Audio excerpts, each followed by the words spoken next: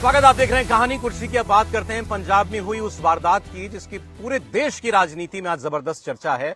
सुखबीर सिंह बादल अकाल तख्त के द्वारा तनखैया घोषित किए जाने के बाद, मतलब दोषी करार दिए जाने के बाद, वो अकाल तख्त की जो सुनाई गई सजा है उसको पूरा कर रहे हैं, जिसमें स्वर्ण मंदिर के बाहर सेवादार के तौर पर पहरा देना, वहां लंगर खाने वालों के झूठे बर्तन मांजना, इस किस्म की उनको या उनके जूते साफ करना, ये उनको सेवा देने की का आदेश हुआ है। कल से वो ये सेवा दे रहे हैं वहां पर। लेकिन आज जब वो बाहर बैठे हुए थे व्हील चेयर पर स्वर्ण मंदिर के दरवाजे के बाहर, हाथ में उन्होंने बर्छा लिया हुआ था, तभी एक व्यक्ति उनकी तरफ आगे बढ़ता है और वो उनकी तरफ जाते हुए जेब में से पिस्तौल निकालता है। तो गनीमत रही कि सुखबीर बादल के आसपास जो उनके नजदीकी लोग होंगे उनमें से एक ने जल्दी से जाकर उस व्यक्ति को पकड़ लिया, उसका हाथ पकड़ लिया, पिस्तौल छीनने की कोशिश की। इस सब में पिस्तौल से गोली भी चल गई।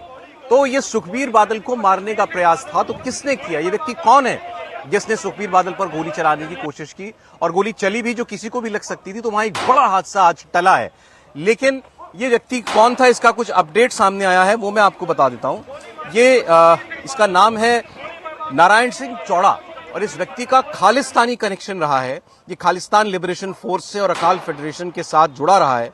28 फरवरी 2013 को तरन तारण के जलालाबाद गांव से इसको गिरफ्तार किया गया था। और जब इससे पूछताछ के बाद पुलिस ने एक जगह पर छापा मारा तो वहां बड़ी तादाद में हथियार, गोला बारूद बरामद हुआ था। फिर 2018 में ये जेल से बाहर आ गया। इससे पहले 84 में ये पाकिस्तान भी जा चुका है, अब ये जानकारियां हैं। और आतंकवाद के शुरुआती दौर में पंजाब में हथियारों और विस्फोटकों की बड़ी खेप की तस्करी में ये शामिल रहा है। पाकिस्तान पर रहते हुए इसने गोरिल्ला युद्ध पर एक किताब भी लिखी थी और एक बुड़ैल जेल ब्रेक हुआ था, उस मामले में भी ये व्यक्ति आरोपी रहा है। और इसने ही आज सुखबीर बादल को मारने की, उनकी हत्या करने की कोशिश की है। तो ये इसका बैकग्राउंड सामने है। अब ये बिल्कुल आतंकवादी पृष्ठभूमि वाला व्यक्ति सुखबीर बादल से किस बात का बदला लेना चाहता था, प्रतिशोध लेना चाहता था, क्यों उनकी जान लेने पर आमादा था, ये सब अब पुलिस जांच करेगी तो पता चलेगा। लेकिन कुछ पॉलिटिकल रिएक्शंस हैं सुखबीर बादल की पार्टी के भी। अब क्योंकि वहां आम आदमी पार्टी की सरकार है तो इसलिए सारे सवाल भगवंत मान से पूछे जा रहे हैं कि ये आपकी सुरक्षा व्यवस्था है। एक पूर्व डिप्टी चीफ मिनिस्टर और एक पार्टी के अध्यक्ष को इस तरीके से ब्रॉड डे लाइट के अंदर कत्ल करने की कोशिश हो जाती है। और बीजेपी की तरफ से रवनीत सिंह बिट्टू ने भी इस पर प्रतिक्रिया दी है। देखिए, पंजाब को फिर दोबारा उसी आग में धकेलने की बहुत बड़ी कोशिश है, बहुत बड़ी साजिश है कि एक गुरु रामदास के द्वार के ऊपर जो चौकीदार की सेवा कर रहे थे सरदार सुखबीर सिंह बादल साहब, उनके ऊपर पिस्टल से फायरिंग की गई। गुरु रामदास का शुक्रिया अदा करता हूं कि उनकी जान बची। गुरु ने खुद ढाल बन के उनको बचाया। लेकिन ये पंजाब के हालात क्या है, कितनी बड़ी साजिशें चल रही हैं अकाली दल की लीडरशिप के खिलाफ, और फिर पंजाब को दोबारा उसी आग में धकेलने की कोशिश हो रही है। ये उसका नतीजा है। तो मैं भगवंत मान से भी पूछता हूँ कि ये क्या हाल है तुम्हारी स्टेट का, क्या बना दिया। ये पंजाब पुलिस को भी इसका जवाब देना पड़ेगा कि आप अकाली लीडरों की सिक्योरिटी जानबूझ के विड्रा कर रहे हो, ये मौके दे रहे हो आप कि उनके ऊपर हमले जो है होंगे। इसकी जुडिशियल जांच होनी चाहिए और इसके पीछे कौन है तय तक को उसी के जाना चाहिए। ये अभी बता रहे थे कोई मैं नाम नारायण सिंह चौड़ा है, डेरा बाबा नानकल में, जो सुखजिंदर सिंह रंधावा के मार्केट कमेटी के कोई चेयरमैन उनके साथी हैं, उनका सगा भाई। वो क्योंकि भगवान के घर के आगे थे, इसलिए उस अकाल पुरख ने उनकी रक्षा की। दूसरी बात मैं कहना चाहता हूं, मेरी लड़ाई क्या रही, जब मुझे हर टाइम यही अकाली दल, यही लोग, जब मैं बड़े बड़े टेररिस्टों को, चाहे वो मेरे दादाजी के कातिल हों, चाहे और हों, मैं यही कहता था भी कभी भी ये किसी के सके नहीं हैं, किसी को भी डसेंगे। ये वही नारायण सिंह चौड़ा है जो सरदार बेअंत सिंह जी, जो शहीद आजम सरदार बेअंत सिंह जी मेरे दादाजी, जब देश की सबसे बड़ी टनल, सबसे बड़ी सुरंग बनी बुड़ैल जेल चंडीगढ़ में, तो उन सबको, चाहे वो हवारा था, तारा था, ब्योरा था, सबको भगाने वाला ये नारायण सिंह चौड़ा था। अब इसमें दोनों बातें होनी चाहिए कि एक तो इसके पीछे क्या कोई साजिश हो सकती है, कौन लोग हो सकते हैं, और दूसरा अगर भगवान न करे कोई वहां हादसा हो जाता, सुखबीर बादल को गोली लग जाती, तो आप समझिए जरा कितना बड़ा मामला ये बन जाता। और जैसा अभी एक नेता कह रहे थे कि उसी दौर में, आतंकवाद के दौर में पंजाब को धकेलने की कोशिश ये दिखाई दे रही है। बहुत बड़ा इंसिडेंट है ये, बहुत बड़ा है। और मैं सुबह उसको देख रहा था एक तरह से, तो वो बहुत चिंता की भी बात है। और किस्मत से हम लोग कल भी चर्चा कर रहे थे कि किस तरह से धार्मिक राजनीति वहां चलती है। यहाँ पर आम आदमी पार्टी सरकार पर आरोप लगाने की मंशा नहीं है, लेकिन आम आदमी पार्टी सरकार आने के बाद से लगातार खालिस्तानी गतिविधियों के बढ़ने या उन पर रोक नहीं लगने जैसी आशंकाएं और चर्चाएं लगातार चलती रही है। और ये तो मतलब बहुत ही सुखद मानना चाहिए कि वो कोई दुर्घटना वहां पर नहीं हुई और सुखबीर साहब को कोई चोट भी नहीं आई, फायर वो हुआ और वहां जो सेवादार थे उन्होंने जिस तरह से रोका है। लेकिन ये आम आदमी पार्टी सरकार का और भारत में जो सुरक्षा देख रहे हैं जो एजेंसीज, उनको देखना चाहिए कि ये सीधा, ये केवल एक घटना नहीं है कि सुखबीर बादल को, ये खालिस्तान के रिमर्जेंस जो है उसको लेकर के क्या वहां पर फिर से खालिस्तानी गतिविधियां बढ़ रही हैं, क्या हो रहा है। और वो कोई आदमी ऐसा नहीं है कि जो पहली बार किसी ने शौकिया तौर पे चला दिया हो, पूरी हिस्ट्री तो बता दी उसकी है। तो उसको ध्यान में रखते हुए इस पूरे मसले पर ज्यादा गंभीर तरीके से होना चाहिए। और ये मसला सिर्फ इस घटना से जुड़ा हुआ नहीं है। सरकार को पूरे मसले पर पंजाब की स्थितियों को देखकर चर्चा की जानी चाहिए। पिछले चुनावों के वक्त भी चर्चा हो रही थी, किसान आंदोलन के वक्त भी इस पर चर्चा हुई थी। तो मुझे लगता है अब ये वक्त आ गया कि इसको ज्यादा सीरियस। सर मेरा तो सवाल ये भी है, इसको क्या सजाएं हुई मैं नहीं जानता। 2013 में अरेस्ट बताया जा रहा हुआ था ये पहली बार, 2013 में अरेस्ट हुआ, 18 में बाहर आ गया जमानत पर। एक आदमी जो खालिस्तानी आतंकवाद से जुड़ा हुआ, साफ तौर पर हथियारों की तस्करी जो व्यक्ति कर रहा है, जेल ब्रेक जो करा रहा है, आतंकवादियों को भगा रहा है जेल से, वो व्यक्ति जो है आजाद घूम रहा है।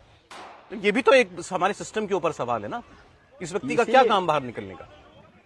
नहीं, मुझे लगता है कि ये गंभीर है। और कई बार किसी खास वर्ग में सिर्फ एक, जिसको कहें कि थोड़ा सा बेहतर स्थिति हो जाए, थोड़ा वो आपके लिए अच्छा भाव रखने लगे, इसके लिए कई बार ऐसे निर्णय लिए जाते हैं, राजनीतिक तौर पर लिए जाते हैं। लेकिन इस मामले में हमको लगता है ये न्यायालय में गया होगा और इसकी जो सजा होगी वो उसने पूरी काटी होगी। कई बार होता है ना कि हम किसी एक धारा में, किसी एक उसमें कितने दिनों तक रखेंगे, ये भी एक बड़ा मामला है। अब क्या इसके ऊपर ऐसी धाराएं लगी थी कि कहीं आजीवन कारावास मिल जाता, देश विरोध जैसा कुछ हो पाता, क्या वो लगी थी? ये एक तफ्तीश का विषय है। लेकिन ये जो बात अभी विजय जी ने कही, जब 2017 में आम आदमी पार्टी गई तो पंजाब के पूर्व पुलिस प्रमुख और जिन्होंने खालिस्तानी आतंकवाद का सफाया किया, केपीएस गिल साहब, उन्होंने कहा कि आम आदमी पार्टी के आने के बाद पंजाब में खालिस्तानी गतिविधियां बढ़ गई, खालिस्तानी आतंकवादियों के हौसले बढ़ रहे हैं। ये केपीएस गिल का ऑन रिकॉर्ड बयान है। हम लोग तो सिर्फ विश्लेषण करेंगे कि कहीं कुछ हो गया उसके आधार पर। अब जो शिरोमणि अकाली दल की तरफ से कहा जा रहा है कि आखिर भगवंत मान की सरकार में ये जो हुआ है, इसके पीछे कौन लोग हैं, इसकी जांच हो। अब पुलिस ने जो बयान दिया वो कहा कि भाई हमारे लोगों ने पकड़ लिया, जान बच गई, सब बड़ा अच्छा है। हालांकि रोकने वाले जो थे वो शायद सेवादार रहे होंगे या सुखबीर बादल के साथी रहे होंगे। अब सवाल यह है कि उस जगह पर कोई पिस्तौल लेके जा सकता है क्या? पुलिस के इंतजाम में अमृतसर में स्वर्ण मंदिर के गेट तक, क्योंकि वहां तक तो चेकिंग बहुत होती है, वैसे भी हथियार लेकर आप मंदिर के अंदर नहीं जा सकते हैं, तो वहां तक ये हथियार लेकर ये तो बाहर पहरा दे रहे थे ना। हाँ, लेकिन वो गेट ही तो है, तो अंदर ये तो गेट ही है ना, स्वर्ण मंदिर का तो गेट ही है ना। उसके एक गेट पर वो बैठे हुए थे। मंदिर का कैंपस बहुत बड़ा है और उसमें कई लेयर की वो सिक्योरिटी बिल्कुल। और चूंकि आप तो अंदर जब जाएंगे तो पहले तो वो है जहां वो जलियावाला बाग वाला है, उसके बाद फिर वो लेन शुरू होती है जो स्वर्ण मंदिर की तरफ जाती है। तो सवाल ये है कि क्या और इस तरह और का आप ज्यादा स्ट्रीमलाइन कर दिया गया, बिल्कुल आप ज्यादा स्ट्रीमलाइन है अमृतसर में स्वर्ण मंदिर में जाना।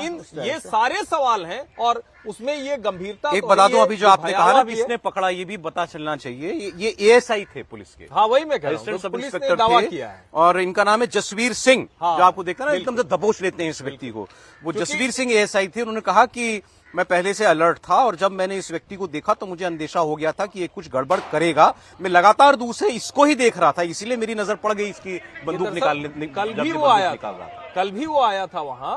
इसका मतलब ये हुआ कि चूंकि और समय उसको मुश्किल होती, जब यहां वो आ गए और वो सेवा देने के लिए आए तो वो उसको सबसे सटीक समय लगा। लेकिन हाँ, चाहे वो जो भी ये एएसआई साहब हो या जो दूसरे लोग हैं, उनके भी साहस की प्रशंसा करनी चाहिए कि उसने पिस्तौल निकाल ली और गोली चलाने को किया, लेकिन उसने हाथ नहीं छोड़ा। फायर हुआ बाद में, वो किसी को भी लग सकती थी, उनको भी लग सकती थी। एक बार जरा उनकी जसवीर सिंह जी की बात आपको सुना देते हैं।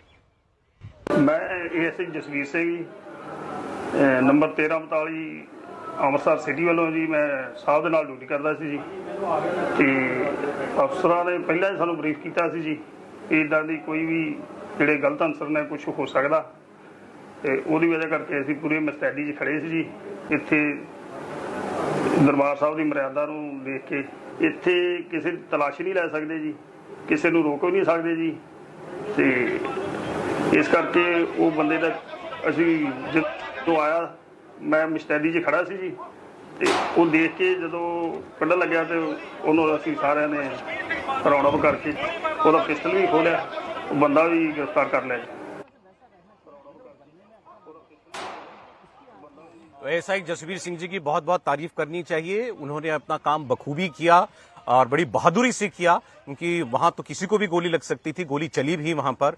लेकिन अब सोचें ये हो जाता, अगर ये आदमी जो सोच करके आया था कामयाब हो जाता तो कितना बड़ा कांड होता है। बहुत बड़ी घटना होती है पंजाब के लिए। और देखिए आम आदमी पार्टी के संयोजक दिल्ली के पूर्व मुख्यमंत्री अरविंद केजरीवाल दिल्ली में कानून व्यवस्था को लेकर अमित शाह जी के ऊपर हमला करते हैं। वो भी ठीक है सर, अभी दिल्ली में फिर एक ट्रिपल मर्डर हो गया आज, ठीक है ना। लेकिन आप अपना राज्य तो देखिए जहां पर आपको पूर्ण बहुमत की सरकार और प्रचंड बहुमत पंजाब में आपको मिला है। भगवंत मान का कानून व्यवस्था कैसा है। और पुलिस ने कहा है कि कल ये व्यक्ति स्वर्ण मंदिर में कल घूम रहा था, तो जो इतना अपराधी वृत्ति का आदमी रहा हो, जो आतंकवादी रहा हो, जिसके इतने अपराध का रिकॉर्ड रहा हो, वो आदमी कल स्वर्ण मंदिर के आसपास घूम रहा था। तो पुलिस को पता करना चाहिए था कि व्यक्ति किस उद्देश्य यहाँ घूम रहा है। आज इस आसानी से वो गेट के पास चला जाता है बंदूक लेकर, रिवॉल्वर लेकर। वो तो बिल्कुल मतलब एक किस्मत थी आज सुखबीर बादल की कि आज वो बच गए। एक पुलिस इंस्पेक्टर ने उन्हें बचा लिया। अगर वो गोली उनके लग जाती या किसी और को लग जाती तो पंजाब में क्या स्थिति उत्पन्न हो जाती है। जो पहले गिल साहब ने कहा था कि कानून व्यवस्था किस तरीके से पंजाब के अंदर दिन पर दिन बदतर हो जा रही है। अब भगवंत मान क्या करे, पंजाब की कानून व्यवस्था देखे या अरविंद केजरीवाल को हेलीकॉप्टर में लेकर पूरे हिंदुस्तान के अंदर भ्रमण करवाए। उनके पास बहुत बड़ी जिम्मेदारी है कि आपको पूरे हिंदुस्तान का भ्रमण करना है। आम आदमी पार्टी के संयोजक केजरीवाल जी के साथ पंजाब में उन्हें कम रहना है। तो पंजाब में जो स्थिति बनते जा रही है, ड्रग्स की स्थिति जो खराब हो गई है, हथियारों की जो तस्करी हो रही है, प्रधानमंत्री मोदी कई बार पंजाब को लेकर अपनी चिंता जाहिर ड्रोन कर आता चुके है हैं। पाकिस्तान से, बिल्कुल, प्रधानमंत्री मोदी कई बार जिक्र कर चुके हैं कि बॉर्डर स्टेट है, वहां पर सरकार को किस तरह से ध्यान देना चाहिए। तो मुझे लग रहा है कि अरविंद केजरीवाल को इसकी जिम्मेदारी अपने मुख्यमंत्री से कहना चाहिए कि ले और कानून व्यवस्था सुधारने का काम करे। देखिए बादल साहब आज बच जरूर गए, लेकिन यह घटना की पुनरावृत्ति फिर न हो, इसकी व्यवस्था सुनिश्चित तो मुख्यमंत्री को करनी पड़ेगी, प्रशासन को करनी पड़ेगी। मुझे लग रहा है किस्मत कुछ तो हो रहा है पंजाब में जिस पर नकेल कसी नहीं जा रही है।